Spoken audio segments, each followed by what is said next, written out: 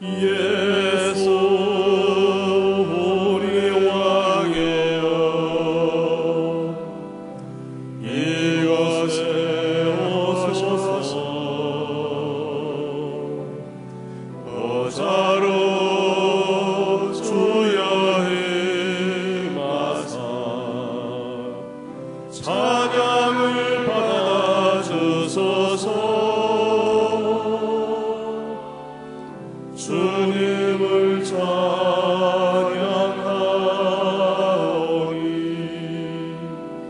주님을 경배하오니 왕이신 예수여 오셔서 좌정하사 다스리소서.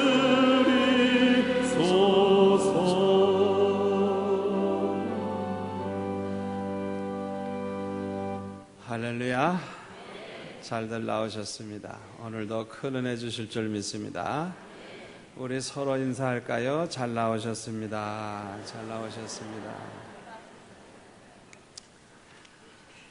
옛부터 사람들은 말하기를 우리 인생은 바다를 항해하는 배와 같다고 그렇게 말을 했습니다. 바다는 잔잔할 때도 있지만은 때로는 큰 풍랑이 일어날 때도 있어요.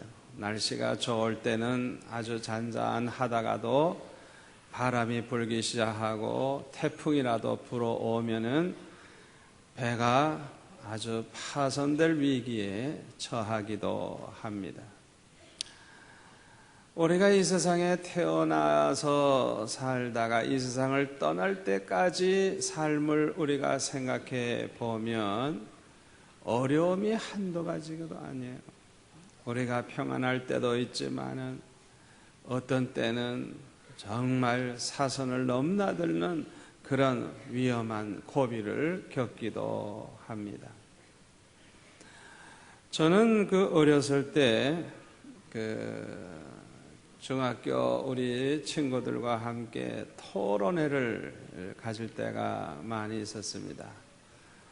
어떤 때는 이런 제목으로 토론을 했어요. 사람은 먹기 위해 사느냐 살기 위해 먹느냐. 그게 그거지 그건 아무리 떠들어봤자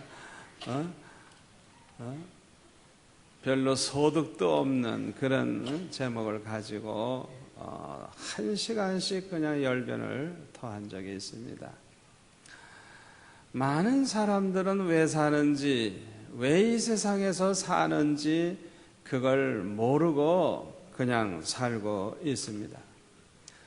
동부가 대학 심리학부의 의장으로 지낸 휴 무어헤드라고 하는 박사님은 250명의 아주 유명한 심리학자, 과학자, 작가, 또 아주 세계적인 그런 지식인들에게 인생의 목적이 무엇입니까? 여기에 대한 대답을 해 주십시오 하는 편지를 보냈어요. 그분들이 답장을 보내왔는데 그것을 모아가지고 책을 만들었어요. 유명한 사람들이 어떤 인생의 목적을 가지고 사는지 그것을 기록을 한 거예요.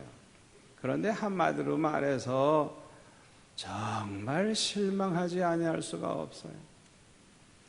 그 중에 어떤 사람은 말하기를 자신이 생각할 수 있는 최선의 답을 써봤다고 하면서 답장을 했는데 이 질문을 받고 비로소 답을 써봤다는 거예요.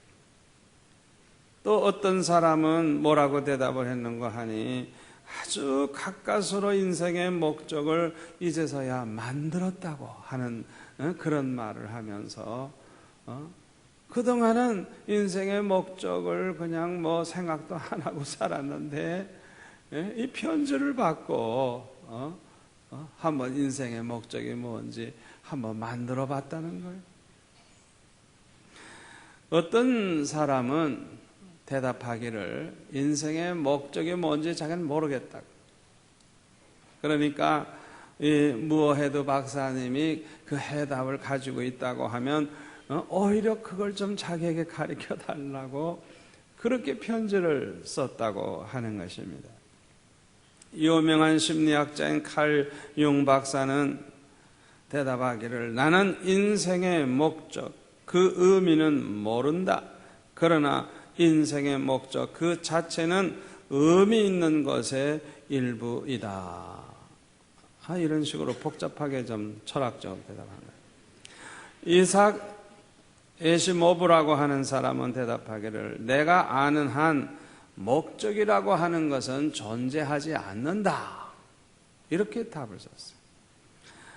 요셉 테일러라고 하는 사람은 나는 인생의 의미에 대한 대답은 하나도 모른다. 그리고 나는 그 어떤 것도 더 조사해 보고 싶지 않다. 그렇게 답을 썼어요. 참 이들의 대답을 보면 참 비극적이라고 말하지 아니할 수가 없어요. 왜 그럴까요? 목적이 없이 사는 그 인생, 살아갈 가치가 없기 때문에 그래요.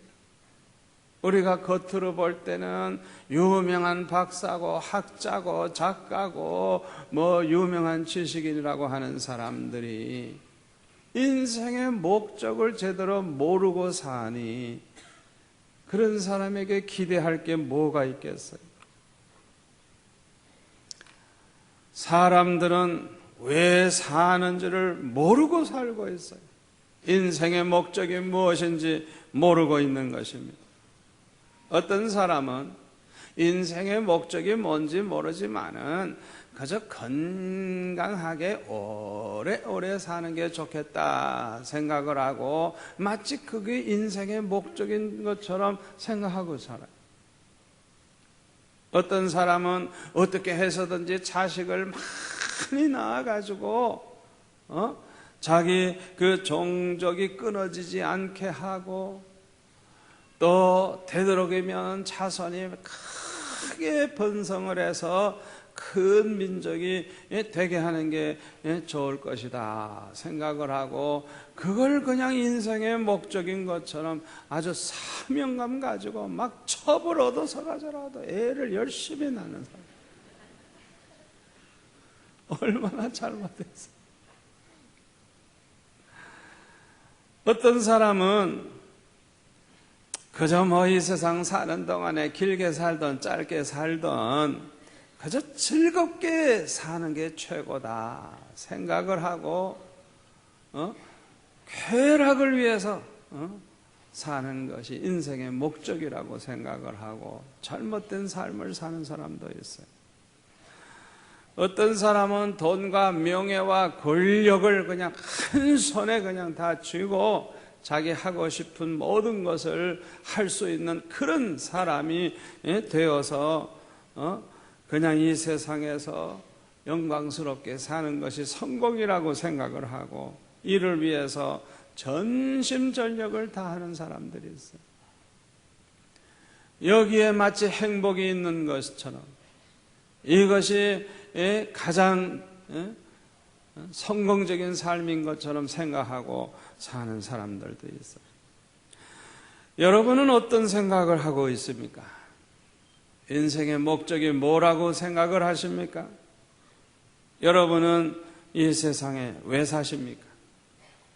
잠언 16장 4절에 보면 여호와께서 온갖 것을 그 시음에 적당하게 지으셨나니 그랬어요. 하나님께서 만드신 모든 것들은 다 목적을 가지고 하나님께서 적당하게 만드셨다는 말씀입니다. 그 어떤 것도 목적 없이 만든 것이 없다는 말이에요. 풀 한 포기도 그냥 하나님이 되는 대로 만드신 게 아니라는 거예요. 그 풀 하나하나도 하나님이 다 목적을 가지고 만드셨다는 거예요. 수백 가지, 수천 가지 그 동물들도 하나하나 하나님이 다 목적을 가지고 만드신 거예요. 바닷속의 물고기가 얼마나 종류가 많습니까? 그거 되는 대로 만들다 보니까 된 게 아니에요. 하나님이 다 목적을 가지고 만드셨다는 거예요. 사람도 하나님이 목적을 가지고 만드셨다고 하는 것입니다. 그러므로 저와 여러분은 이 세상에 하나님이 태어나게 해주실 때 목적을 가지고 태어나게 하셨다는 걸 믿으시기를 바랍니다. 우리가 이제 목적이 따르는 그 40일 이 공부를 하는 동안에 5가지 그 목적을 우리가 공부하게 돼요. 아마 앞으로 40일 동안에 여기에 대해서 자세히 살펴보게 될 것입니다. 에베소서 1장 4절에 보면 곧 창세전에 그리스도 안에서 우리를 택하사, 창세전에 택하사 우리로 사랑 안에서 그 앞에 거룩하고 흠이 없게 하시려고, 이렇게 말씀하고 있어요. 우리 하나님께서는요, 우리가 이 세상에 태어나기도 전에 창세전에 하나님이 우리를 택하셨대요. 우리 하나님이 목적을 가지고 우리를 태어나게 하신 거예요. 벌써 계획을 가지시고, 이걸 우리가 알아야 돼요. 그뿐만 아니라 사랑 안에서 우리 하나님이 우리를 사랑하고 계셨다는 것을 기억하시기를 바랍니다. 창세기 1장 1절에 보면은 태초에 하나님이 천지와 만물을 창조하셨다 그랬어요. 그런데 그 창세기 1장 2장에 보면요, 하나님께서 천지와 만물을 다 만드신 후에 마지막으로 사람을 만드셨다고 기록되어 있어요. 그리고 사람을 만드실 때는 아무렇게나 만든 게 아니고 하나님의 형상을 따라서 하나님의 형상대로 만드셨다 그랬어요. 아주 특별히 사람만은 그렇게 구별되게 만드신 거예요. 그리고요, 하나님이 만드신 모든 만물을 사람들에게 다 맡겨주시면서 취하라, 정복하라, 다스려라, 이것이 다 네 식물이 되리라. 하나님께서 모든 만물을 우리를 위해 예비해 주시고 우리를 위해서 주신 것처럼 그렇게 기록이 되어 있어요. 저는 이 말씀을 깊이 묵상을 해보면요, 도대체 우리 인간이 어떤 존재이길래 하나님이 우리 인간에게 이렇게 축복을 하시고 이렇게 사랑을 하셨을까? 저는 이 말씀을 통해서 하나님의 그냥 뜨거운 그 사랑을 막 느낄 때, 참 얼마나 감사한지, 얼마나 감사한지. 여기서 우리가 깨닫게 되는 것은 하나님이 사람을 특별히 사랑하셨다는 것입니다. 하나님은 특별히 사람을 사랑의 대상으로 만드신 것입니다.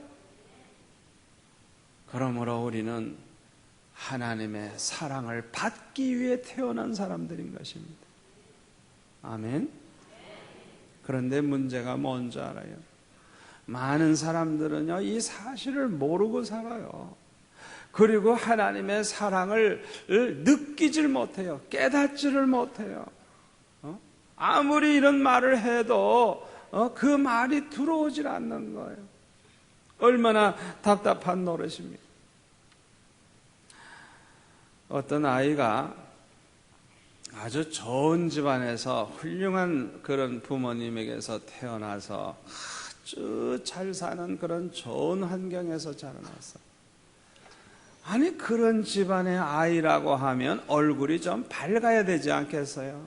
그런데 얼굴이 어두워요. 그리고요, 얼굴에 기쁨이 없어요. 그리고 이 아이는 글쎄 그렇게 좋은 환경에서 살면서도 자꾸만 그냥 자살을 시도해요. 그러니 부모가 얼마나 속상하겠어요. 아무리 자식을 사랑하고 잘해줘도 부모의 사랑을 느끼지를 못하는 거예요. 그래가지고 살고 싶지 않다는 거예요. 여러분, 이거 무서운 병입니다. 여러분, 병 중에 문둥병 얼마나 무서워요. 문둥병에 걸리면요, 자기 손이 불에 들어가서 타고 있어도 몰라요. 왜? 감각이 없습니다. 이게 무서운 병이죠. 사랑을 아무리 해줘도 사랑을 느끼지 못하는 병. 이거 큰 병입니다. 큰 병. 몇 년 전에 한 대학생이 자살을 했어요. 대학교 입시에 낙방을 해서 자살을 했다면 그래도 이해가 되죠. 그런데요, 이 학생은 공부를 얼마나 잘하는지 인류대학교에 아주 우수한 성적으로 합격을 했어요. 부모가 이 아들을 자랑스럽게 생각해요. 얼마나 기뻐하는지. 많은 사람들이 축하해주고 그러는데 갑자기 아이가 그냥 자살해 버렸어요. 얼마나 충격을 받았겠어요.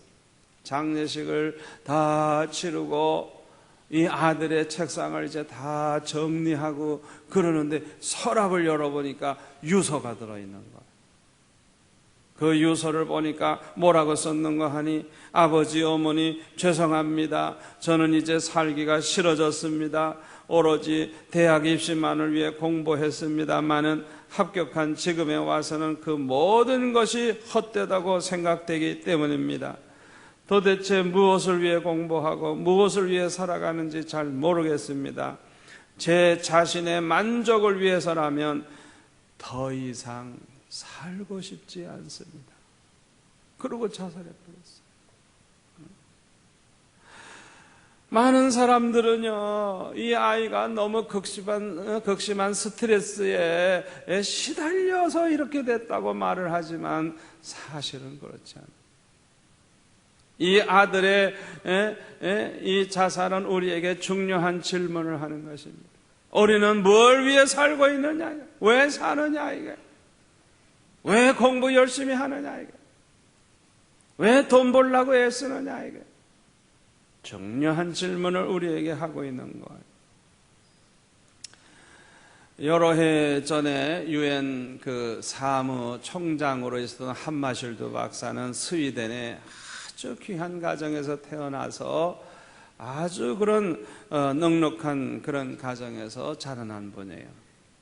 그럼에도 불구하고 이 유명하신 이 한마실드 박사가 중년에는 삶의 의미를 찾지를 못해가지고 자살을 하려고 할 때도 있었다 그래요. 그러나 다행스럽게도 그 인생의 의미를 그는 깨닫고 아주 위대한 인물이 되었어요. 그는 뭐라고 말을 하는가 하니, 나에게는 하나님이 계획이 있으시다. 그러므로 나는 존재할 만한 가치가 있다. 그는 이런 유명한 말을 했어요. 자기에게는 하나님의 계획이 있다는 것.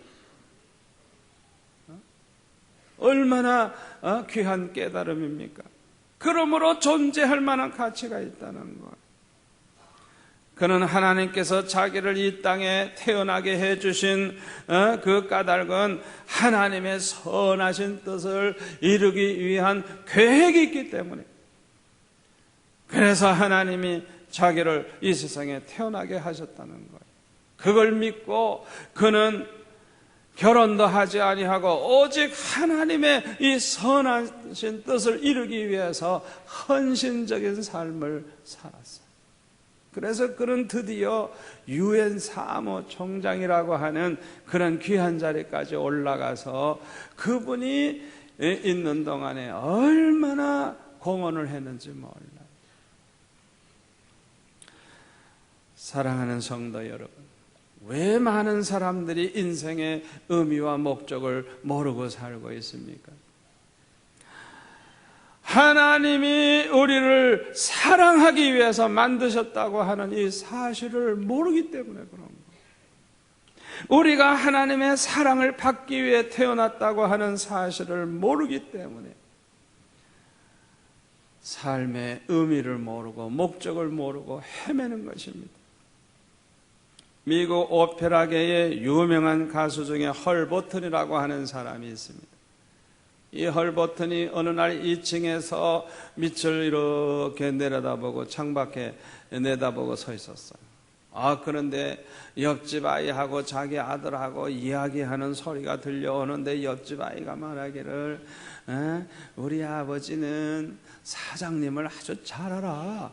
그래가지고 오늘도 그 사장님하고 같이 골프 치러 갔어. 이러고 자랑을 하는 거. 그런데 이 헐버튼의 아들은 뭐라 그러는 거 하니 그래 우리 아버지는 말이야 하나님을 잘 알아. 그래가지고 하나님의 사랑을 많이 받고 있어. 그런 얘기를 하는 거야. 그 아들이 그 말을 하는 소리를 듣고 이 헐버튼은 카텐을 붙잡고 소리를 내서 엉엉 울었다 그래요. 아들이 볼 때 자기 아버지는 하나님을 잘 아는 아버지, 하나님의 사랑을 많이 받는 아버지로 그렇게 보였다는 그 사실을 인하여 그는 너무너무 감사하고 감격해가지고 그래서 그렇게 울었다는 거예요. 우리가 하나님을 안다는 것은 곧 하나님의 사랑을 안다는 것입니다. 하나님께서 나를 사랑하심을 아는 거예요. 우리가 사람들이 살아가는 모습을 보면은 인생에는 3단계가 있음을 알 수가 있어요. 첫째 단계는 아주 가장 낮은 단계인데요. 생존을 위해서 생존하기 위해서 애를 쓰며 사는 사람들이 바로 이렇게 가장 낮은 단계에 있는 사람이에요. 밤낮 머릿속에는요 먹고 사는 것밖에는 생각이 없어요. 그냥 어떻게 하면 돈을 잘 벌어서 잘 먹고 잘 살까 그 생각밖에 없어요. 이런 인생은 가장 저급한 가장 낮은 단계의 인생이에요. 그 다음에 두 번째 단계는 조금 나은 단계인데요. 이런 사람은 누구냐? 성공을 위해 애를 쓰며 사는 사람들이 바로 이 두 번째 단계에 속한 사람들이에요. 어떻게 해서든지 돈을 많이 벌고 명예를 얻고 출세를 하고 건강관리 잘하고 아들, 딸 잘 낳고 잘 키우고 이래가지고 자유를 누리면서 안락하게 살아가는 것이 성공이라고 생각을 하고 살아가는 사람이에요. 이렇게 살 때 나는 정말 행복한 인생이 된다. 나는 성공하는 인생이 된다고 생각을 하고 살아가는 사람이에요. 그런데 대부분의 사람들이 다 이 두 번째 단계에 속해 있어요. 그래서요, 세상에 나와 있는 책 가운데 가장 많은 종류의 책이 뭔지 압니까? 성공의 비결. 어떻게 하면 돈을 잘 벌어가지고 잘 살 수 있느냐, 또 건강관리를 어떻게 하면 잘 해가지고 건강하게 장수할 수 있느냐, 이런 것들, 이런 종류 성공에 관한 기록을 한 책들이 아주 인기가 많아요. 그러나 여러분 하나 기억하세요. 우리가 볼 때 성공했다고 생각되는 그런 사람들 중에서도요, 공허감에 시달려가지고 자살을 시도하는 그런 사람이 있다는 사실을 여러분들이 알아야 돼요. 아니 그렇게 잘 사는 사람, 아니 왜 자살을 해? 아니 저렇게 성공한 사람이 왜 저렇게 자살을 할 수 있느냐, 왜 그런 일이 일어나는 줄 압니까? 우리가 만족할 수 있는 수준은 성공 그 이상의 것이기 때문인 것입니다. 다시 말하면 세 번째 단계가 있는 거예요. 이건 가장 높은 단계예요. 여기에 속한 사람이 누군 줄 압니까? 가장 중요한 것이 무엇인지를 알고 그것을 위해 사는 사람이에요. 가장 가치 있고 가장 보람되고 가장 중요한 게 뭔가 그걸 알고 그걸 위해서 아무리 고생이 돼도 희생이 돼도 어려워도 평생 그 길을 위해서 나아가는 사람, 이런 사람이 가장 높은 단계에 있는 훌륭한 인생인 것입니다. 하나님은 우리를 사랑하기 위해 만드셨습니다. 우리는 하나님의 사랑을 받기 위해 태어난 것입니다. 그러므로 우리는 하나님에게 너무나도 소중한 존재인 것입니다. 그래서 성경에 보면요, 우리 인간들이 얼마나 소중한지, 하나님께서 우리를 구원하기 위하여 독생자를 아끼지 아니하시고 내어주셨다고 그랬어요.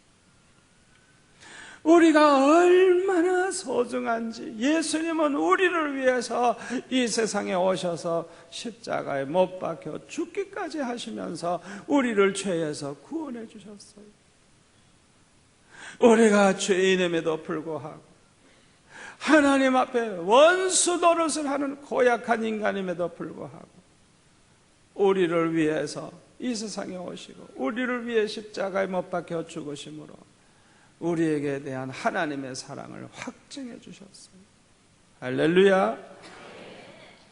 우리는 하나님에게 소중한 존재입니다. 그러므로 하나님은 우리를 위해 아주 장기적인 계획을 가지고 계십니다. 우리의 삶은 이 세상에서 끝나는 것이 아니고 영원히 지속될 것이기 때문에 우리를 위한 하나님의 계획도 영원한 것입니다. 시편 33편 11절에 보면은 여호와의 도모는 영영이 서고 그 심사는 대대에 이르리로다 그랬어요. 우리의 삶은 이 세상에서 죽으면 끝나는 것이 아닙니다. 우리는 영원히 살도록 지음받았어요. 이 세상에서의 삶이 전부가 아닌 것입니다. 그러므로 하나님의 그 사랑도 이 세상에서 끝나는 것이 아니고 영원히 계속 되는 것입니다. 그러므로 우리는 영원히 하나님께 사랑받기 위해 태어난 사람들인 것입니다. 우리가 이 세상에서 오래 살아봤자 7, 80년밖에 더 됩니까? 그러나 저 세상에서의 삶은 영원합니다. 그래서 고린도후서 5장 1절에 보면은 만일 땅에 있는 우리의 장막집이 무너지면 하나님께서 지으신 집 곧 손으로 지은 것이 아니요 하늘에 있는 영원한 집이 우리에게 있는 줄 아나니 라고 했어요.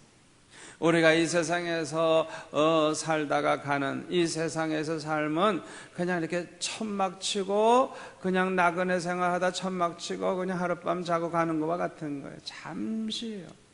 초라한 집에서.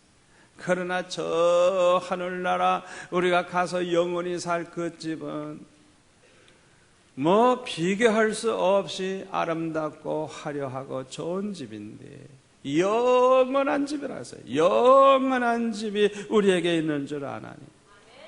아멘.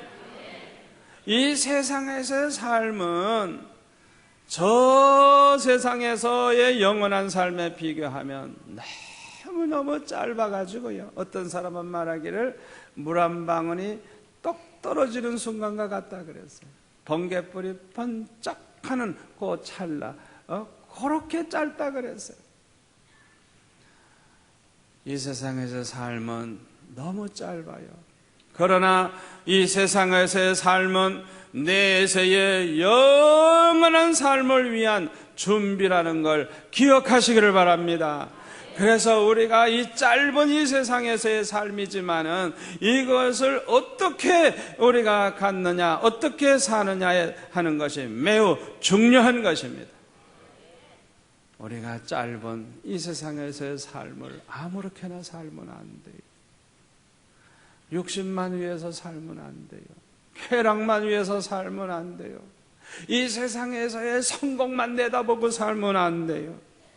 우리는 하나님이 우리를 만드신 목적을 똑바로 알고 그 목적에 따라서 사는 것이 중요합니다. 우리를 향하신 하나님의 목적이 무엇인지 알고 그것을 온전히 이루어드리면서 사는 것이 매우 중요합니다. 골로새서 1장에 보면은 만물이 다 하나님으로 말미암아 창조되었다고 말씀하고 있어요. 어떤 물건이든지 그 물건을 만든 사람이 있고요, 그 물건을 만들 때는 만든 목적이 있어요. 그렇잖아요. 이 마이크도요, 누군가가 만든 사람이 있고요, 이걸 만들 때는 목적을 가지고 만든 거예요. 이와 같이 하나님이 우리를 만드신 것도 목적이 있는 것입니다. 에베소서 2장 10절에 보면은 뭐라고 했는가 하니, 선한 일을 위하여 지으심을 받은 자라고 성경에 보면 말씀하고 있어요. 하나님의 계획이 있고 목적이 있는데, 하나님의 그 선하신 뜻을 이루는 일, 그 선한 일을 위하여 목적을 가지고 우리가 지음을 받았다는 거예요. 할렐루야.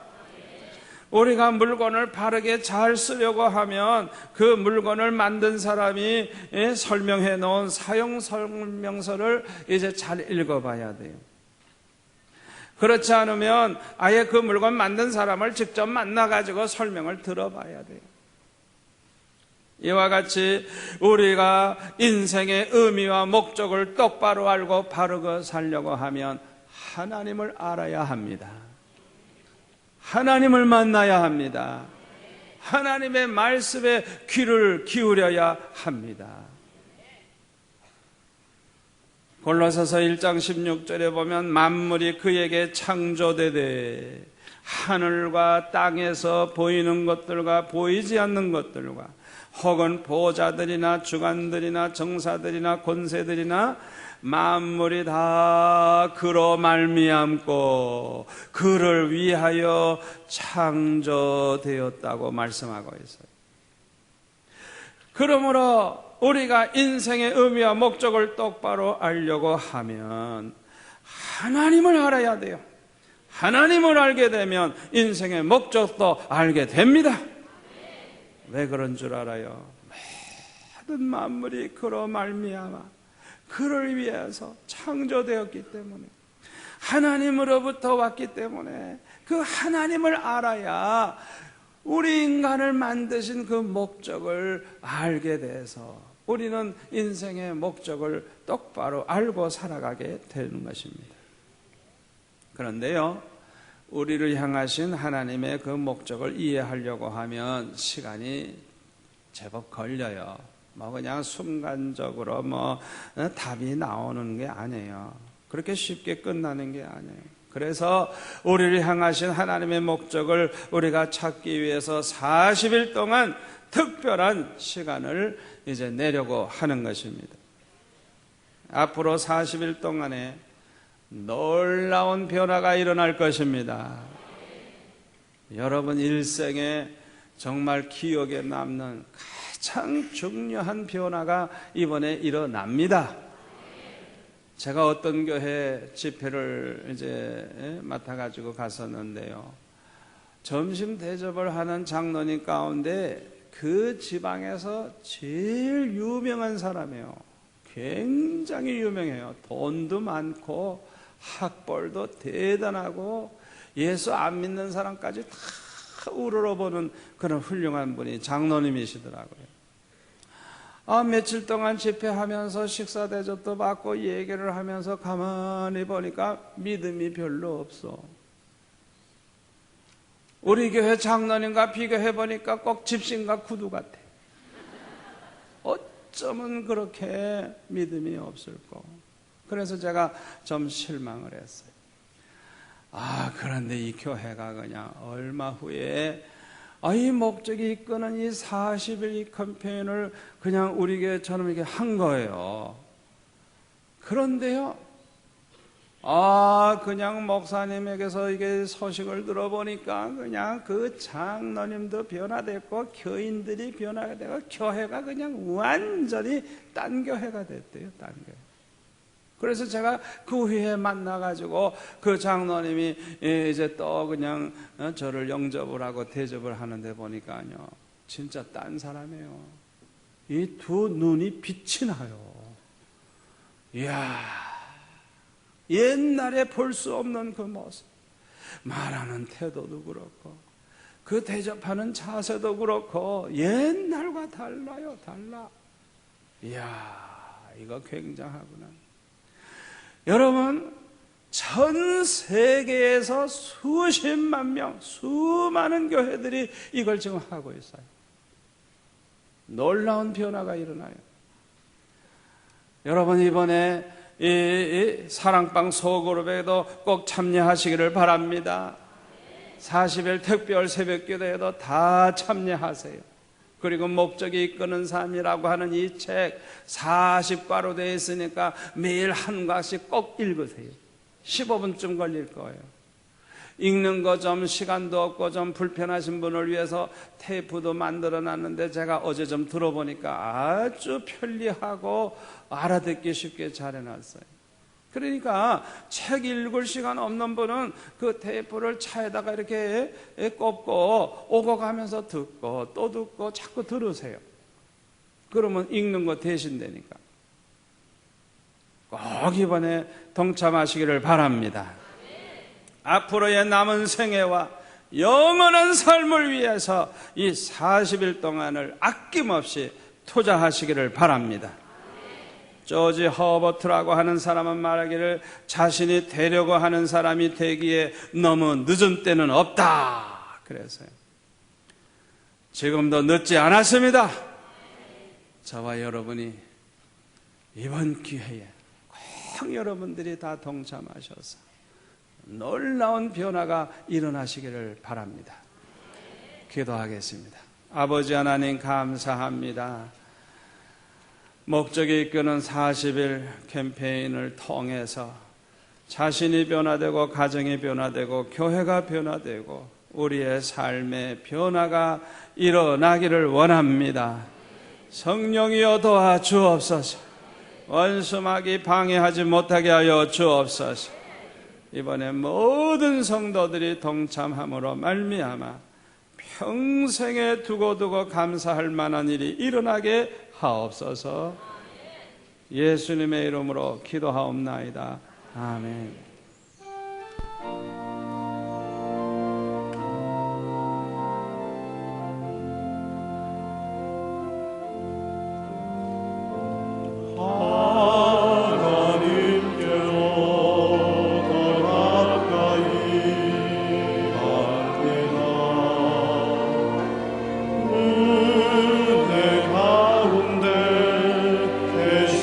주님의